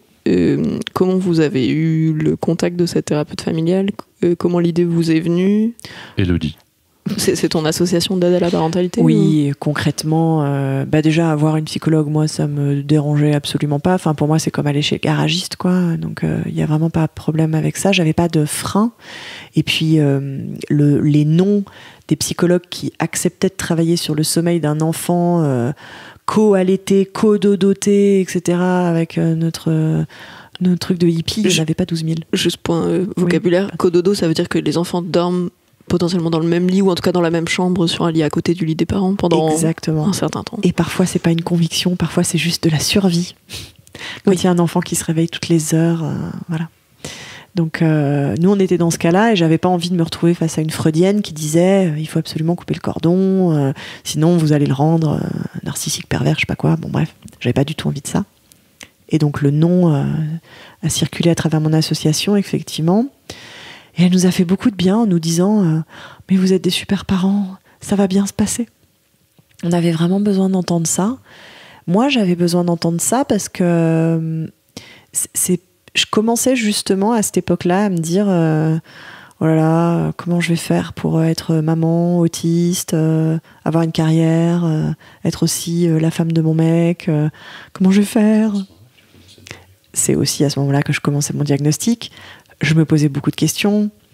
Il y avait beaucoup de choses qui remontaient. Donc tu m'avais pas parlé du diagnostic à l'époque. Je ne t'en avais pas parlé. Ça, on en viendra. Sur le diagnostic, du coup, toi, tu te posais la question, enfin, tu t'étais renseigné déjà sur l'autisme, tu te posais la question, et c'est le moment où tu as vraiment passé les démarches de contacter un centre qui peut t'aider à faire ce diagnostic. Alors en fait, je l'avais fait 2 ans auparavant. Le délai pour avoir un rendez-vous, c'est ridicule. Moi, j'ai attendu plus de 18 mois. Et je venais d'avoir mes premiers rendez-vous où on m'avait fait les premiers tests et où on m'avait dit oui, on passe à la suite parce que c'est très probable que vous soyez autiste. Donc moi, j'en étais là. C'était pas les premières fois que je faisais ce genre de démarche, mais moi, j'étais passée par la case est-ce que je suis folle ? Est-ce que je suis HPI, donc haut potentiel intellectuel ? Donc faire des tests de QI, et puis ensuite, au final, c'est oui, mais en fait, probablement... je suis autiste. Donc ça faisait quand même des années que j'avais un parcours où je cherchais quelle était cette différence que je ressentais. Okay. J'en avais pas nécessairement parlé à Chris parce que c'était une démarche personnelle principalement. Donc ça veut dire que en parallèle, donc il y avait cette démarche-là que toi tu menais pour te connaître en fait finalement. Ouais. Il y avait la démarche de la thérapeute familiale autour du sommeil et de la vie parentale, et du coup il y avait la démarche aussi d'aller voir un psy en tant que couple. Ou... Alors non, ça nous a pris du temps. Oui, alors le thérapeute conjugal, ça on est allé plus tard. En fait, on avait commencé avec la thérapeute familiale, on avait commencé sur le sommeil et on a continué avec elle, où en gros, au début, on commençait à parler des enfants et puis au final, on parlait surtout beaucoup de nous, en fait. Donc elle avait cette double casquette de toute manière, donc ça allait bien et ça a été un début. En fait, les premières choses qu'il fallait gérer, c'était la survie. Donc c'était faire dormir les enfants, nous cadrer par rapport aux enfants et ensuite parler de notre couple. En fait, on a quand même ce truc où on est très séquentiel. Et pour le coup, il fallait vraiment qu'on puisse voir le bout du tunnel sur les enfants avant de pouvoir se poser la question de notre couple, notamment parce qu'il y avait, au bout de du coup 8-9 ans, des grandes questions qui commençaient à se poser sur qu'est-ce que ça voulait dire d'être le couple Hello et Chris, en fait. Il y avait vraiment... je pense moi, je bougeais, toi, tu bougeais, notre couple parental bougeait, et on avait complètement perdu cette idée de ça veut dire quoi être en couple, et on savait pas trop, en fait, ce que ça voulait dire, séparément de tout le reste. Et on avait tendance un peu à tout mélanger, en fait, entre le couple parental. Enfin bon, on avait vraiment besoin de remettre les choses chacune à leur place, et dans le processus, on a fait chacun, en fait, un travail sur nous, un travail en tant que du coup couple parental, et quand tout ça a été un petit peu plus clair, on a contacté quelqu'un pour travailler sur notre couple. Voilà. Et qu'est-ce que ça vous a apporté ? Qu'est-ce que vous avez compris ? Comment... Concrètement, on n'a pas divorcé, quoi. Voilà. C'est déjà un bon point. C'est déjà un bon point. Ça, si on le fait en rapide, en fait, ça a permis de mieux nous comprendre chacun, en fait, d'arriver à mieux communiquer. Il y a des sujets qui pouvaient être très compliqués à aborder, et donc par exemple, moi, voilà, s'il y a un sujet dont j'ai pas envie de parler, je vais très facilement faire l'autruche et faire ça va passer, ou un truc comme ça, et puis ça va se mettre inconsciemment très très loin derrière mon cerveau, et je ne vais plus y penser, ou pas trop. Et alors qu'Élodie va à l'opposé être en attente que moi j'enclenche la conversation. On se retrouve ce truc-là où il y a cette notion de déclencheur pour initier quelque chose, que ce soit une conversation, initier un projet ou quelque chose comme ça. De temps en temps, Élodie, elle a juste besoin que je sois là et que je lui dise « Ok, on va lancer sur ce truc-là. » Après, moi, je fais plus rien. C'est elle qui gère tout le reste et tout ça, machin. Elle le fait très bien. Ou elle va pas avoir besoin de mon aide, ou elle va pas avoir forcément une attente là-dessus. Par exemple, ok, on fait un premier enfant, et c'est moi qui ai fait toutes les recherches sur... Et elle a fait l'enfant toute seule. Comment on fait un enfant, comment on l'éduque, quel style de parentalité on allait avoir, comment on allait gérer tout ça. Voilà. T'as juste dit, ok, on fait un enfant. Le pauvre. Alors je me suis un peu raccroché au truc quand même, mais oui, dans l'idée, il y a ce truc-là. Il y a ce côté, il faut peut-être préciser un peu ton côté analytique, exploratoire, et les intérêts spécifiques. Oui. Voilà. Donc en tant qu'autiste, en fait, les intérêts spécifiques, c'est par période, je vais avoir des choses qui vont m'intéresser de façon très très forte. C'est ça, en fait. C'est juste que, par exemple, quand notre premier enfant s'est mis à aimer un tout petit peu les dinosaures, tout d'un coup, on s'est mis à avoir... on a 7000 figurines de dinosaures, des t-shirts dinosaures, des puzzles dinosaures, des livres dinosaures. Des posters dinosaures pour catégoriser les dinosaures en famille. On a des livres dinosaures pour les 12 ans. Il a 4 ans. Oui, mais bon, moi aussi j'ai besoin de savoir. Voilà. Pour prendre un peu d'avance. Exactement. Donc ça, c'est un peu les intérêts spécifiques. Moi, je le vois de l'extérieur en tant que conjoint, concubin neurotypique. C'est à un moment, il va y avoir une vague sur un thème. Alors des fois, ça va être la cuisine, par exemple. Et donc, du coup, maintenant, je cuisine super bien. Du coup, elle cuisine super bien quand elle cuisine. Du coup, on a ce truc-là où il va y avoir toute une exploration, par exemple, sur toutes les herbes, les épices, etc., pendant tout un temps. Là, par exemple, on a plein d'herbes et épices. Et donc, on a ce côté-là pour plein d'autres choses. Après, ça va être sur le vélo, par exemple, à un moment. Ah oui, là, maintenant, je fais 400 bornes d'un vélo par mois. Voilà. En fait, on va avoir tout un ensemble de choses comme ça. Des fois, ça va être les vêtements, des fois, ça va être, j'en sais rien, le maquillage, ou un pays, ou ça peut être n'importe quoi, en fait. Et ça va prendre. Et au bout d'un moment, des fois, ça va juste un peu disparaître. Ça a été la couture à un moment. À bloc sur la couture, et puis ça a disparu d'un coup.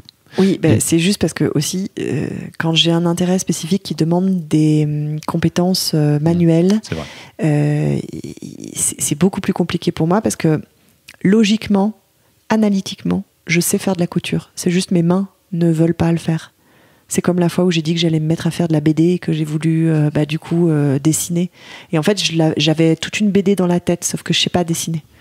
Non, mais c'est extrêmement frustrant, tu te rends pas compte. C'est terrible en fait. C'est vraiment la dyspraxie. Donc ça, c'est la déconnexion entre la tête et le corps. C'est extrêmement frustrant pour moi parce que, par exemple, cette histoire de BD, je l'avais. J'avais toutes les bulles dans ma tête. Je savais exactement les dessins, les dialogues, sauf que je me suis mise à ma jolie tablette graphique. J'ai sorti le stylet et en fait, je dessine comme un enfant de 4 ans. Donc c'est pas possible. Voilà. Donc c'est ça les intérêts spécifiques. Et le fait de mieux comprendre ce fonctionnement-là, Chris, comment ça vous a permis de refaire des pas l'un vers l'autre, du coup, de vous reconnecter ? Ça a permis de... Alors, faut savoir aussi que le diagnostic a été posé récemment, et que moi, je l'ai appris récemment. Alors, justement, on peut parler de ça, du fait que, du coup, pour toi, c'était une démarche personnelle, Elodie, donc tu voyais pas forcément la nécessité ou l'envie d'en parler à Chris. J'ai fini par le dire à Chris. D'abord, je lui ai dit que j'avais rendez-vous et que il y avait du coup de fortes chances ou risques, je sais pas, que je sois diagnostiquée autiste. Oui, alors en fait, moi, de ce que je me rappelle, parce que j'ai pas ta mémoire, mais en gros, la première fois dont elle m'en a parlé, on rentrait d'un resto, on était sortis exceptionnellement. Mais on n'avait pas les enfants. Si, on avait les enfants. Ah bon ? Ouais, tu m'en avais jamais parlé avant. C'est pas grave, oui, t'as peut-être oublié de m'en parler, mais ça arrive. On rachètera du lait ou un truc comme ça, il n'y a pas de souci si t'as oublié. Non, on avait déjà les enfants, on rentrait d'un resto avec des amis, et puis voilà, on marchait pour rentrer, et tu m'as dit, comme ça, au détour de rien, genre, ah oui, j'ai commencé des diagnostics et apparemment je suis probablement autiste. Et ma réaction a été un peu comme le post-it en fait. C'est du genre ok, d'accord. C'était un peu après ça en fait. Et quelque part, avec la très lointaine et évidemment un peu décalée représentation que je pouvais me faire de l'autisme, voilà, il y avait pas mal de choses qui calaient en fait et qui n'étaient pas complètement incohérentes. Donc du coup, je me suis dit, ok. Voilà. Mais toi, tu connaissais un petit peu l'autisme ou... Alors, pas... Parce que souvent, le très grand public, la représentation de l'autisme, c'est... c'est compliqué. Ouais. Il y a pas cette notion de spectre, c'est assez stéréotypé. Une personne qui, quand même, ne peut pas du tout communiquer avec ou très peu avec le reste du monde, quoi. Ou alors est un génie c'est ça. très dans sa bulle. C'est en fait soit l'autisme qui peut pas fonctionner, soit Rain Man. C'est souvent ça. Et c'est d'ailleurs... C'est fatigant. Les gens à qui je dis que je suis autiste sont là. Toi ? Mais non. Et du coup, oui, toi, je te dis. Chris, t'as pas eu ce sentiment-là quand elle t'a dit ça? Non, parce que tu connaissais un peu plus le sujet Déjà, ça faisait quand même des années qu'on était ensemble, ça devait faire 7 ou 8 ans qu'on était ensemble. Donc c'est comme dire avec quelqu'un qu'on a toujours, avec qui on est en train de marcher et tout ça, machin, qui à un moment nous dit « Ah, en fait, je peux pas marcher ». Enfin, tu vois, c'était pas cohérent. Je pouvais pas avoir cette représentation de personnes non fonctionnelles. Parce que je la connais, elle est. Mais t'aurais pu dire non, du coup t'es pas autiste, enfin, c'est une drôle d'idée, mais. Pourquoi elle me mentirait? Tu lui fais confiance. Ouais, là-bas je lui fais plutôt confiance. Une bonne base. Non, c'est juste que j'allais pas remettre quelque chose en cause là-dessus. Enfin, je veux dire, c'est non, pas. Mais comme, surtout à la base, c'est juste que ça collait. En fait, c'est juste que ça collait avec moi. Ouais, ça il y avait collait plein de choses qui collaient un petit peu, et puis c'était pas voilà.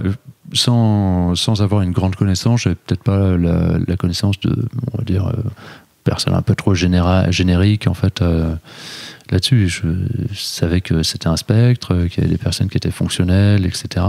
Qu'on pouvait avoir souvent potentiellement des problèmes de communication. Alors je connaissais pas toutes les histoires de masking par exemple. Ça, qui est, oui, c'est la notion que quand on est autiste, on imite les neurotypiques et on masque ces symptômes pour paraître plus neurotypique. Moi, ça m'arrive 95% du temps, en fait. Je masque à fond, je masque très bien. Classiquement, pour une femme autiste de mon âge, on dirait pas souvent que je suis autiste si on me connaît pas.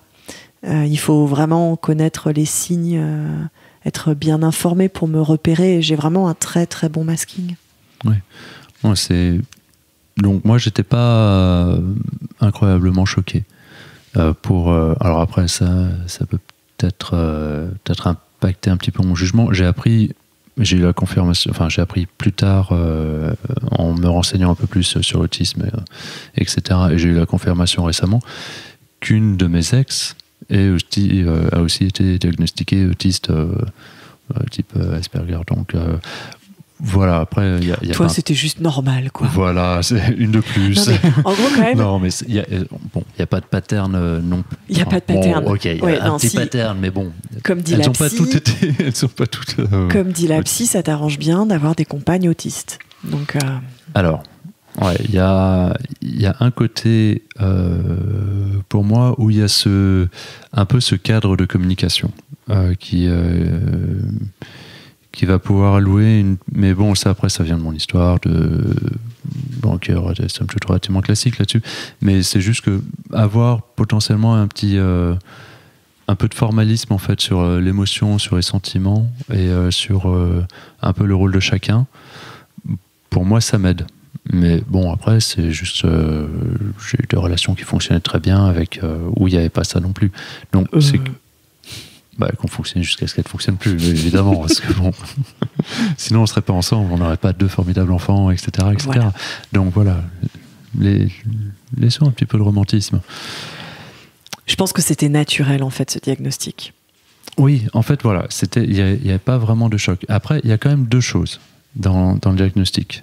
Je ne veux pas empiéter sur ta vie, hein, mais il y a eu le début. Oui. Voilà, le début où c'est probablement, machin, ça s'oriente là-dessus, etc., etc. Et le diagnostic qui est posé. Et là, j'ai fait un truc, ce que maintenant j'ai appris est plutôt classique, mais j'ai fait un burn-out post-diagnostic.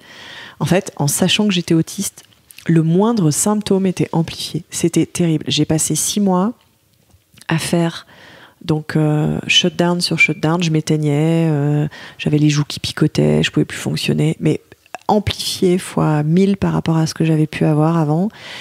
J'étais incapable de masquer, je pouvais plus en fait, j'étais complètement crevée, je pouvais plus manger, j'avais vraiment des troubles de l'oralité qui étaient vraiment extrêmement forts, j'arrivais plus à m'habiller, j'arrivais plus à enchaîner trois tâches de suite, enfin c'était vraiment extrêmement difficile et heureusement, hyper rapidement, j'ai trouvé des ressources avec Twitter, des groupes Facebook vraiment spécialisés. Surtout, moi, j'avais besoin de trouver des femmes autistes de mon âge avec lesquelles je pouvais parler du coup de façon de fonctionner, de comment je pouvais m'aider moi-même. Puis au bout de 6 mois, c'est allé mieux. En fait, il y a eu une renormalisation. Alors oui, c'est le chat en fait qui mange ses croquettes en faisant tourner un petit cylindre. Donc ça s'entend peut-être un petit peu. Si vous entendez des petits cliquetis, c'est normal. C'est le chat. Donc donc trouver des personnes avec qui échanger et pour trouver des solutions pour recommencer à fonctionner. En fait, ce qui s'est passé, moi, c'est que déjà, il y a eu un énorme soulagement. J'étais pas folle. Alors, je le dis pas de façon dérogative. Hein. C'est juste, moi, j'étais passée par des années de psychothérapie lacanienne. Vraiment, où en gros, par exemple, ma dyspraxie, donc la déconnexion entre ma tête et mon corps, était vue d'un point de vue psychoanalytique. Donc, quelque chose avec ma mère, mon père, je sais pas quoi, bon bref, la sexualité. Alors qu'en fait, c'est juste que je suis autiste. Et en fait, j'étais passée par des années de ça, et le diagnostic, ce que ça a fait, c'est que tout d'un coup, j'étais en mode ah ouais, en fait, je suis pas hystérique d'un point de vue freudien du terme, je suis juste autiste. Et donc, il y a une justification, tout ça, c'est juste mon cerveau fonctionne différemment. Et ça, c'était tellement important pour moi. Et juste, j'ai mis 6 mois à me réajuster, en fait, du coup, à refaire un peu mon schéma mental de ce que c'est d'être moi, ce que c'est de travailler en étant autiste, que c'est d'être en couple en étant autiste, que c'est d'être moi en étant autiste, et aussi être une mère en étant autiste. 6 mois, c'est déjà pas mal. C'est plutôt ça super vite. Voilà. C'est une reconfiguration totale de ma vie. Et en fait, à partir de ce moment-là, j'ai trouvé que le moment où notre couple aurait pu être vraiment en danger, parce qu'on venait de passer du coup 3 ans un peu difficiles, où on s'était pas vraiment retrouvés, où les enfants avaient pas dormi, tout ça en fait a cliqué un peu en place et on a pu passer à autre chose. En fait, c'est un peu comme si j'avais fait ma crise de la quarantaine, un peu. Maintenant, je sais qui je suis, je sais ce que je veux, je sais ce que je veux de Chris, et du coup, c'est juste une histoire d'ajuster. Et donc, du coup, notre psy, elle a vachement aidé à mettre tout ça en place d'une perspective de couple. Tu trouves pas ? Oui. Et du coup, justement, cette perspective de couple, aujourd'hui, qu'est-ce qu'elle donne ? De quoi vous avez envie pour votre couple ? C'est quoi vos projets pour ces prochains mois ? C'est encore une fois une excellente question. Non, mais ça n'a pas été facile parce que suite à ce burn-out, nous, on s'est posé quand même la grande question, parce que avec le « maintenant, je sais ce que je veux », il y avait « je veux un 3e enfant ». Et il faut quand même comprendre le pauvre Chris qui était en mode « mais on vient juste de s'en sortir, t'es une grande malade !» Oui. Je comprends effectivement cette réaction de la part de Chris. Vu d'un point de vue extérieur, franchement, moi aussi. Et en fait, on a eu quand même... Alors, c'est vraiment une anecdote qui est typique de notre couple. On voyage beaucoup et on a planifié un super voyage à l'île Maurice. Voilà. Dans un hôtel. Repos. Un voyage repos, dans un hôtel de malades, avec un kids club dans lequel on pouvait mettre les enfants. Et voilà, c'était parfait, un petit hôtel très, très, très, très chic, très bien. Et sauf qu'on est arrivé et que c'était la première fois depuis longtemps qu'on avait le temps de traiter tous ces sujets. Et donc, en fait, on a passé 10 jours à s'engueuler. Et on en avait besoin. Alors, la journée typique, en fait, c'est que on avait posé les enfants au Kids Club après le petit-déj. Moi, j'allais faire une plongée. Hello était trop fatiguée parce qu'elle avait besoin de se reposer aussi. Je rentrais à la chambre et on avait à peu près 2 heures avant de récupérer les enfants pour manger. Alors, tu dis s'engueuler, mais je pense que dans la tête des gens, c'est une autre approche. Disons qu'on s'engueule de manière structurée. Donc, en fait, moi, en tant qu'autiste, je peux pas m'engueuler avec des sentiments, je sais pas faire. J'ai besoin de traiter l'information. Et tu peux pas balancer des trucs injustes à la tête de l'autre. Non, c'est pas logique. Non, voilà. Et du coup, moi, je peux pas faire ça parce que ça a un impact qui tombe complètement à côté. J'aime pas faire ça à la base, mais bon, dans l'élan de la colère, on va pouvoir en faire.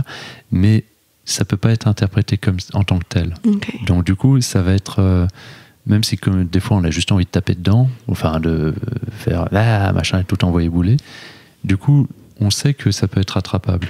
Du coup, c'est pas quelque chose que je peux faire avec Élodie, en fait. Et du coup, ça ressemble à quoi, du coup, une dispute structurée? On prend des bouts de papier et des post-it. Donc, pour ceux c'est une dispute de consultant, ça. Oui, voilà, c'est ça. Donc, pour ceux qui ne font pas du conseil, moi, notamment, l'une des méthodes de conseil que j'utilise, c'est l'agilité. Donc, en fait, ce qu'on a fait avec Chris, c'était de mener des grandes rétrospectives sur notre couple. Donc, en fait, c'est simplement c'est des exercices. Mais ça va, enfin, les psys aussi font un peu ça, quoi. C'est des exercices où j'avais sélectionné une série d'exercices en fonction des jours qu'on avait pour s'engueuler, sur lesquels on est revenu sur notre perception de notre couple sur les dernières années. Donc on a fait un exercice par exemple qui s'appelle les 4 L. Donc qu'est-ce que j'ai c'est en anglais. Qu'est-ce que j'ai aimé, qu'est-ce qui m'a manqué, qu'est-ce que j'ai appris et qu'est-ce que je veux pour le futur. Donc ça a fait une engueulade de 2 heures. Alors ça veut pas dire qu'on n'est pas... Enfin, c'est pas émotionnel en fait, c'est juste que c'est structuré. Et moi, ça me permet en fait d'exprimer mes émotions de façon structurée. Après, ça veut pas dire que j'ai pas pleuré, j'ai beaucoup pleuré, toi aussi, ça a été difficile, mais n'empêche que on a fait ça, on a fait une timeline de nos sentiments. Alors là, il y a tous les agilistes qui écoutent peut-être le podcast qui sont en mode ils sont fous, mais en même temps, c'est hyper utile parce que ça permet de confronter, enfin pas de confronter, mais d'aligner notre vision des choses. Il y a Chris qui montre les post-it que j'ai pris en photo. Non, mais bon. Ouais, voilà, mais j'arrive pas à les lire, c'est trop petit, mais effectivement, il y a plein de post-it. En fait, le genre d'engueulade à la Scrum. Bah oui, c'est de l'engueulade agile, c'est-à-dire que... Mais tu dis engueulade, mais pour moi c'est plus se créer un espace de discussion pour se dire des trucs, et des trucs qui peuvent être difficiles à dire, difficiles à entendre, difficiles à recevoir. Oui. Voilà, c'est-à-dire qu'en fait, ce qui se rapprocherait le plus d'une engueulade, c'est nos samedis matins. Une engueulade au sens classique du terme, c'est-à-dire on n'arrive pas à communiquer. On est là, elle veut quelque chose, ou elle a besoin de quelque chose, j'arrive pas à trouver une solution qui cadre avec ce que moi je vois de ma réalité, de la solution, de ce que je voudrais ou ce que j'accepterais. Ouais. C'est là où en fait on n'arrive pas à se comprendre. Et là du coup c'était un moment où on est parti parce que au début de l'année on était loin l'un de l'autre. Oui. Voilà, on était très loin de l'un de l'autre. On est parti en avril-mai. Ouais. On n'arrivait pas à s'entendre. Et on savait qu'en fait, on avait besoin de ce moment-là où on pourrait allouer du temps à nous et à essayer de refonder des bases, les reconstruire. Alors, franchement, on aurait pu aller à Vesoul, quoi. Enfin là, l'île Maurice, c'était un peu gâché, mais bon. Oui, mais t'es snob. Oui, c'est vrai. Mais bon, quand même. Non, et puis aussi, l'hôtel était structuré, c'était carré, la chambre était carrée, ça faisait partie aussi d'un des critères. Fabuleux. C'était un des critères aussi pour avoir un point en moins d'une part agréable pour n'avoir aucune logistique à gérer et qu'il y ait une garderie pour les enfants. C'est parfait. Ça, et puis aussi que le cadre soit bien posé pour toi aussi. Oui, du parquet, c'est propre, quelqu'un qui fait le ménage, le lit qui est fait tous les jours, des angles bien droits, des murs bien blancs. Ouais. Pour moi, c'est hyper important. C'est des choses qui font que ça coûte moins en fait en quotidien en énergie. La petite cuillère, comme on dit dans le jargon. Vous êtes parti en séminaire de couple. C'est un peu ça, ouais. Sauf qu'on l'avait. En fait, on l'avait pas planifié quand même. Non. C'est juste au bout de 2 jours où on se balançait des sentiments et qu'on se comprenait pas. Concrètement, j'ai dit bon, stop, on va faire des rétrospectives agiles parce que là, ça marche pas et on a besoin de créer ce cadre de discussion pour effectivement aborder tous les sujets, le sujet du 3e enfant concrètement, quoi. Mais on était quand même loin. Enfin, moi, j'ai cru qu'on allait divorcer. C'était hyper difficile. Jusqu'à ce qu'au bout de 4-5 jours de rétrospective où on avait quand même épuisé toutes mes idées de jeu agile, on s'est quand même rendu compte que le problème, c'était pas qu'on s'aimait pas. C'était juste que je voulais un truc et que tu voulais autre chose. Et que du coup, il fallait travailler sur ce compromis-là, en fait. Qu'est-ce qu'on fait quand il y a une personne qui, enfin moi en l'occurrence, qui intimement, juste, c'est un instinct, je veux plus d'enfants. Mais d'ailleurs, enfin moi, c'est 3, 4, 5, 12. Franchement, si ça tenait qu'à moi, on en aurait 50, quoi. Et Chris, qui était en mode, mais n'importe quoi, je ne veux pas, quoi. Toi, Chris, c'est que tu veux plus d'enfants ou c'est que tu n'en veux pas maintenant ?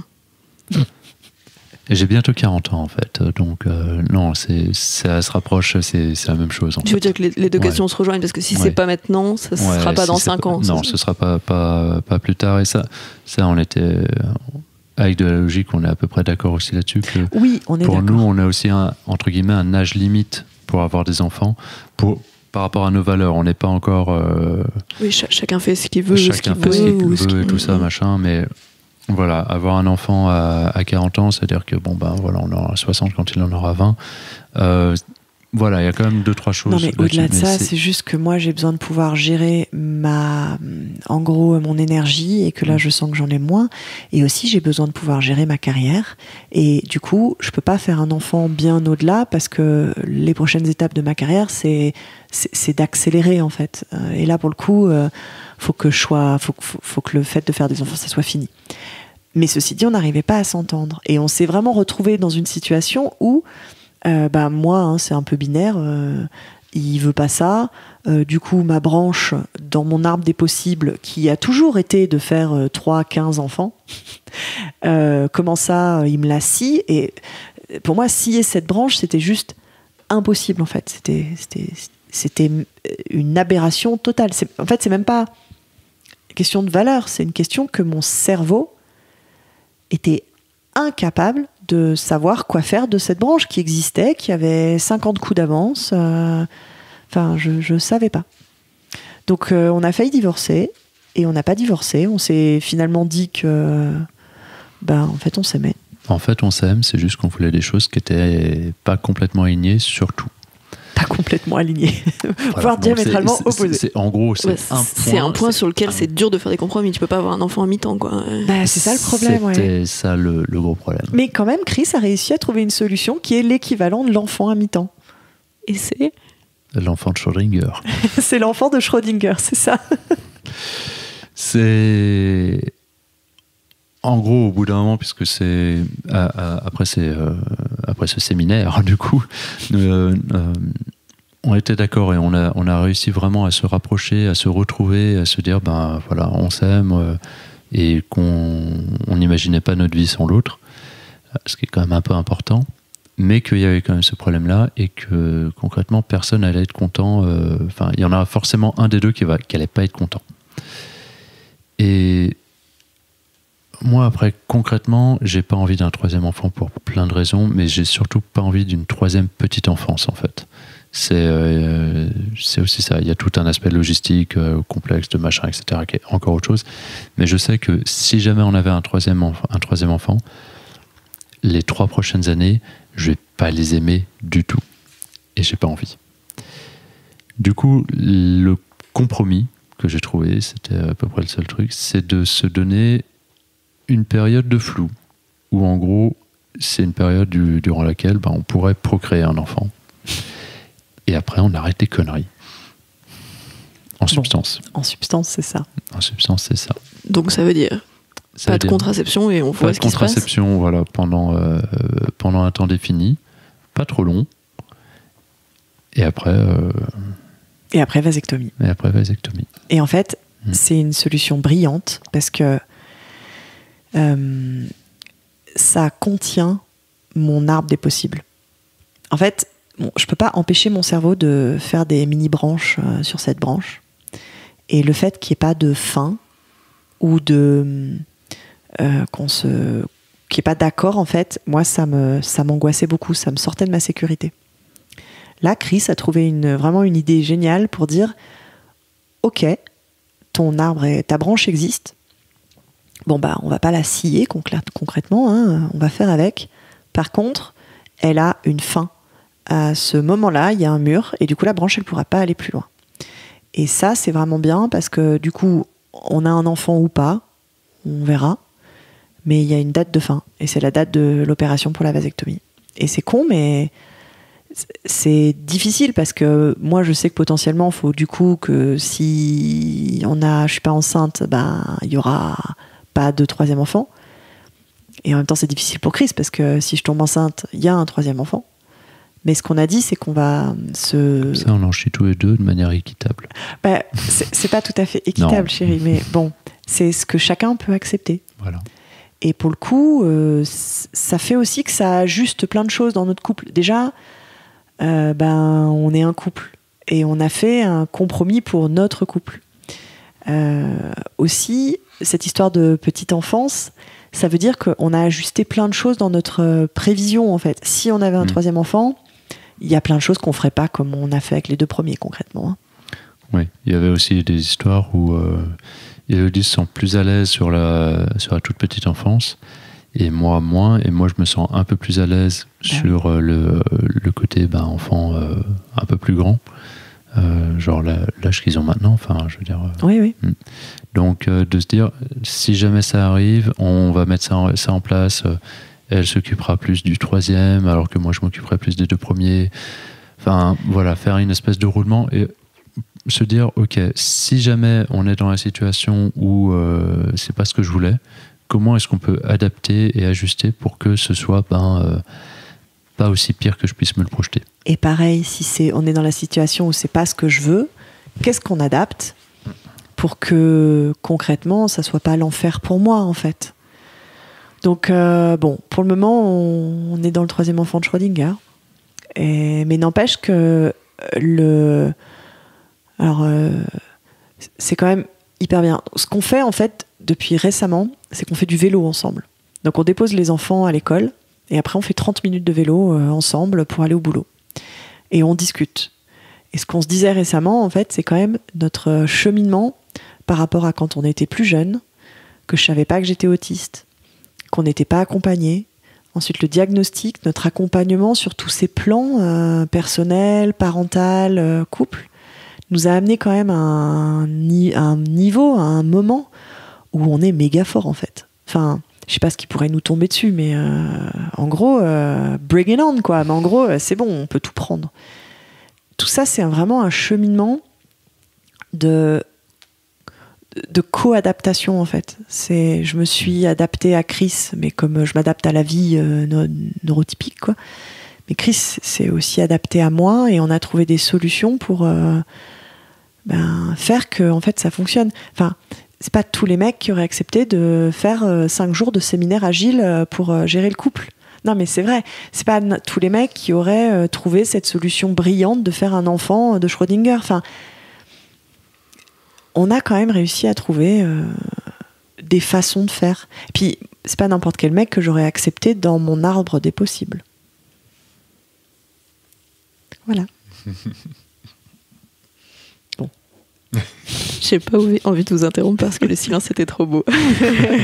Bon, désolé pour les auditeurs et les auditrices, vous ne voyez pas le regard qu'ils auraient changé. Oui.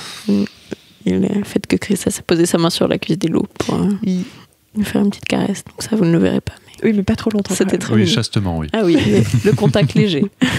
Ah non, justement pas. Non, justement pas. Le contact, c'est pas jamais léger. Non, mais ça c'est une autre adaptation. Moi, je peux pas être chatouillée ou caressée doucement. C'est horrible. Ok. Ça fait partie des hypersensibilités, hyposensibilités. Je la vois venir la question. Elle a posé la question du sexe, tu vois. Bah, écoute. C'est quoi Oui. Alors, on va t'expliquer. Très bonne transition. Non, ma question sur la sexualité, qui est toujours la même à chaque épisode, mais chaque couple m'apporte une réponse différente, donc c'est intéressant. C'est de savoir comment elle a évolué au fil des 10 ans et où vous en êtes aujourd'hui. C'est encore mieux, en fait. Oui. C'est bien, pourvu que ça dure. Non, on s'est rencontrés, on avait au tout début, on avait une activité intense. Non mais on n'avait que ça à faire. On n'avait que ça à faire. Et voilà, c'était très bien. Et bon, après, comme chaque couple, on s'installe, après il y a un quotidien, tout ça, machin, et ça allait très bien. Après, il y a eu on va dire une espèce de creux avec les une espèce de creux. Une espèce de creux. Deux creux.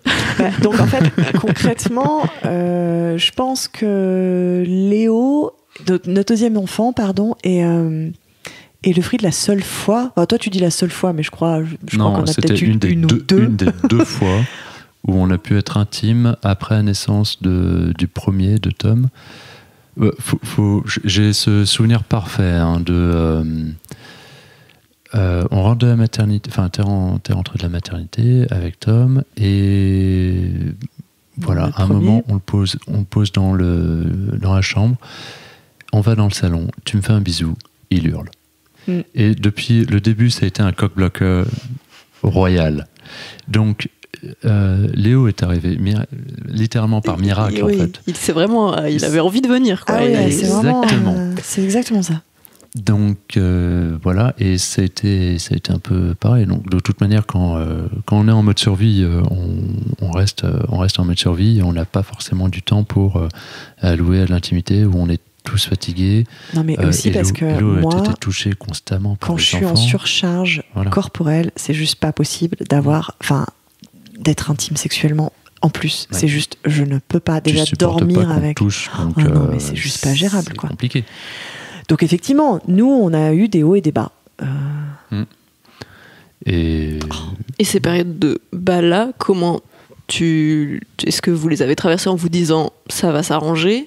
Est-ce que ça a vraiment été une souffrance ? Est-ce que la sexualité n'était pas si importante dans votre couple que cette absence ou quasi-absence de sexualité pendant plusieurs mois n'a pas été trop difficile à vivre ? Je suis contente qu'on parle de ça parce qu'on en parle peu en général dans les médias et je crois qu'il y a pas mal de jeunes parents qui soit se mettent une pression d'enfer pour recommencer à avoir une sexualité très vite après l'accouchement parce que c'est ce qu'il faut faire, alors je sais pas qui a dit ça, soit le vivent mal justement de pas réussir à se reconnecter sur ce plan intime là. Ça demande il y a plusieurs choses. Il y a d'une part, même avant d'avoir des enfants, enfin ne serait-ce que par habitude du couple et tout ça, on n'avait pas, on a vu des phases d'activité où on était plus actif, moins actif, etc. Enfin, d'une manière générale, en tout cas, c'est un pattern qu'on a retrouvé, c'est plus on en fait, plus on en fait. Moins on en fait, moins on en fait. Parce qu'on se déconnecte physiquement, en fait, ou on se reconnecte physiquement, donc ça s'auto-entraîne de toute manière. En tout cas pour nous, oui. En tout cas pour nous. Le truc qui est... Il y a vraiment... La problématique, c'est initier. Il y a un truc de mise en sommeil, un petit peu de la libido. Oui, voilà, c'est ça. On peut la mettre en sommeil. Non, mais c'est aussi parce que moi, avec mon autisme, franchement, si j'ai pas de contact physique, je m'en fous, en fait. Enfin... Oui, tu le vis bien. Toi, je t'aime bien, donc je veux bien en fait avoir un contact physique avec toi. Mais globalement, si tu me touches pas, moi je mets des semaines à réaliser qu'on s'est pas touché. Enfin, moi en tout cas, quand on avait les enfants et que on faisait plus du tout l'amour, moi j'ai mis des mois et des mois avant de réaliser qu'on n'avait pas fait l'amour. Enfin, ouais, mais t'étais déjà aussi saturé physiquement. Oui, faut quand même savoir que j'allaitais deux enfants. C'est ça, l'allaitement, le cododo. J'en pouvais plus. Enfin, je pouvais plus. Mais en fait, moi, ce que je veux dire, c'est que, et notamment d'un point de vue féministe, c'est juste, les femmes, on devrait leur dire, vous faites bien comme vous voulez, il n'y a pas d'obligation. Et en fait, vous avez envie de, je sais pas moi, faire l'amour 5 fois par jour ou 5 fois par décade, on s'en fout en fait. C'est ce qui compte, c'est que dans le couple, ça se passe bien. Et je le vois notamment par rapport aux enfants en fait.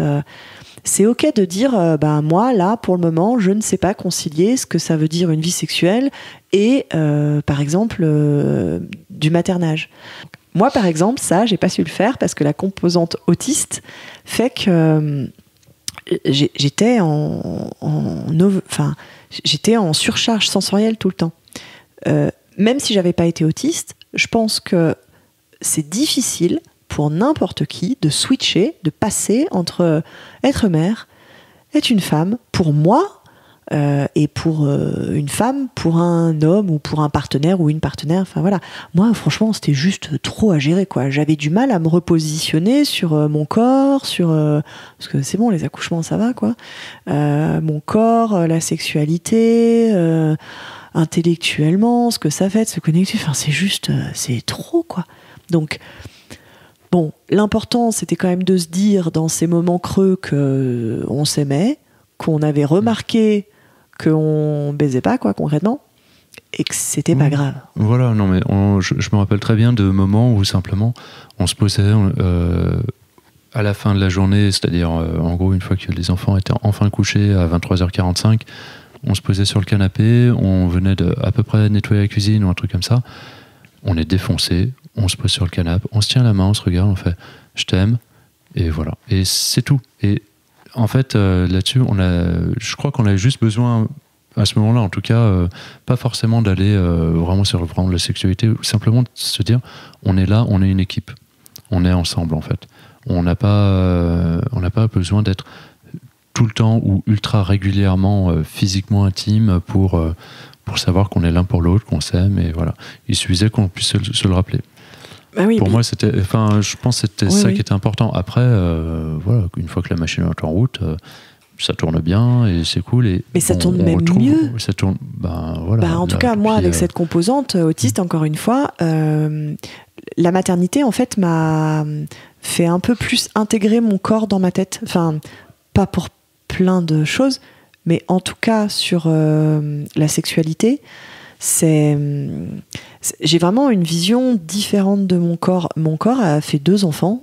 Franchement, c'est miraculeux. Enfin, c'est pas miraculeux, mais bon, voilà, c'est la biologie, mais c'est quand même assez impressionnant, quoi. Et du coup, sexuellement, il y a quand même plein de choses qui ont bougé, hein, concrètement, et qui, du coup, d'un point de vue intimité, sont pas pareilles.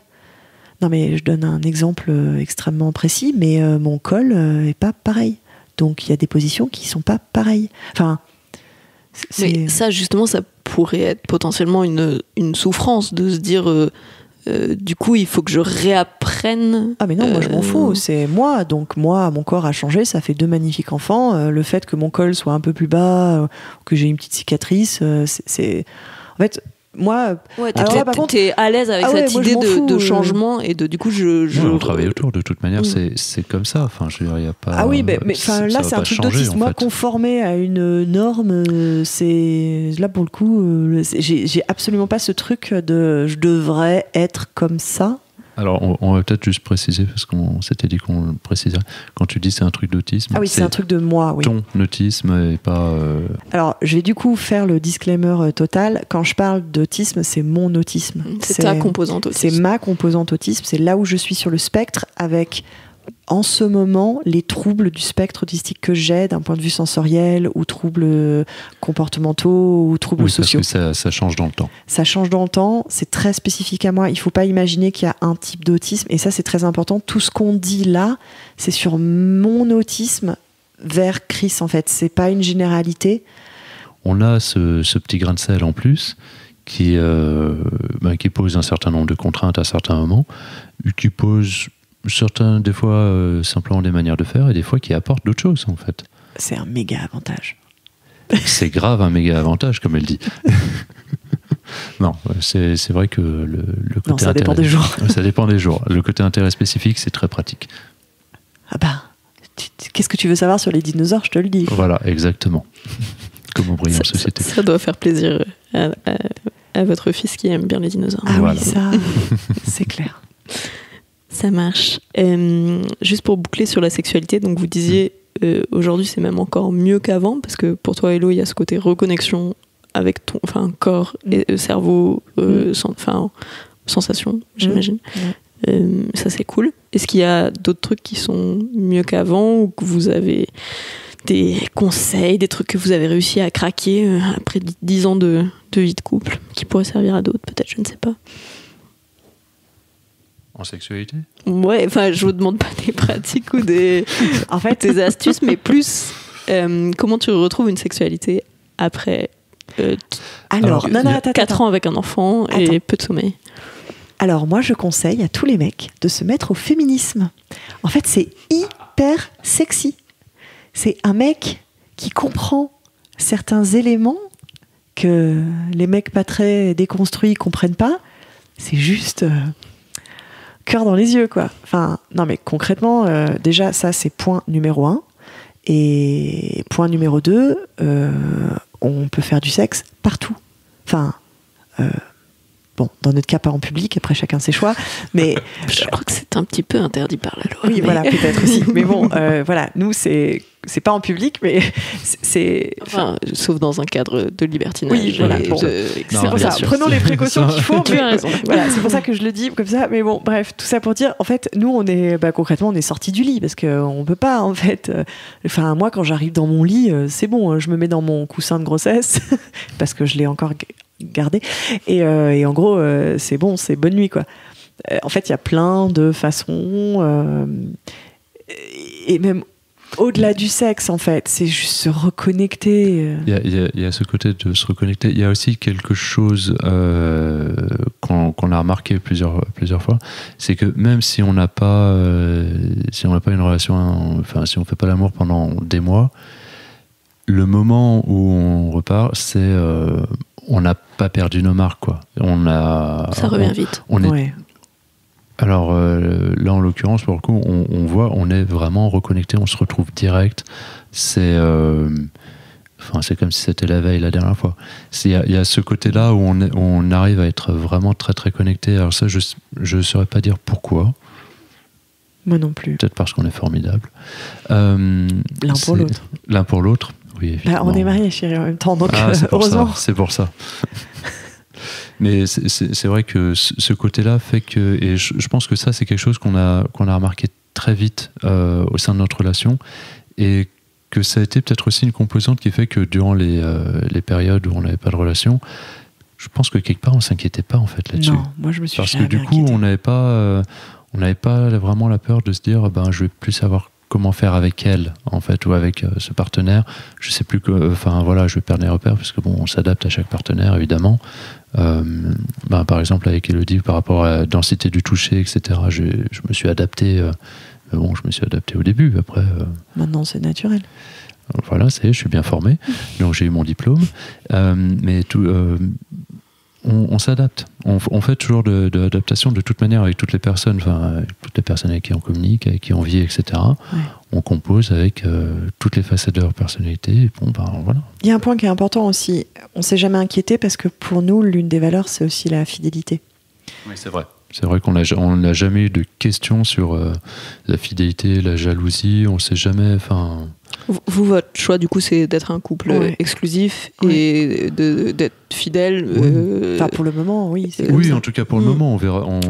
Sur ces 10 ans, ça a été ça. Quoi. On verra à la prochaine réunion Scrum. Mais non, du coup, ça a été ça. Et puis, même si c'est un couple exclusif, c'est surtout une histoire de fidélité morale, en fait, où il n'y a pas de... On se cache rien.